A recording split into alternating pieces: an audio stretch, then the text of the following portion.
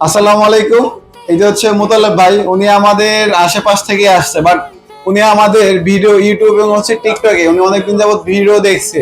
দেখার পরে দেন হচ্ছে টাকা মানে অর্থাৎ স্যালারি পাইছে, দেন হচ্ছে পরে এই যাইসা ইনফিনিক্স এর যে হট 60i 6128 এর যে ফোনটা আছে, মাত্র হচ্ছে কয় টাকা ডাউন পেমেন্ট করে নিয়েছেন ভাই? 3200 টাকা। আপনি যে আসছেন কিভাবে আমাদের অ্যাড্রেসটা পাইলেন ভাই?